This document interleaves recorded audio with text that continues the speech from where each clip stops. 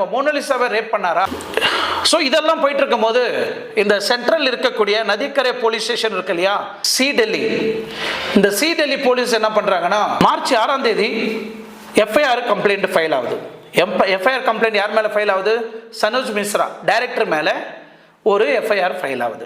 FIR complaint கொடுத்தா தானே இந்த இடத்துல வந்து எஃப்ஐஆர் வந்து ரிஜிஸ்டர் பண்ணி அவங்க மேலே சட்ட ரீதியான நடவடிக்கை எடுக்கப்படும். அந்த எஃப்ஐஆர் கீழே என்னென்ன செக்ஷன் போடப்பட்டிருக்கு பார்த்தீங்கன்னா, wrap, assault, causing miscarriage, threatening and blackmailing. இந்த செக்ஷனுக்கு கீழே சனோஜ் மிஸ்ரா மேலே வந்து கேஸ் பதிவு செய்யப்பட்டிருக்கு.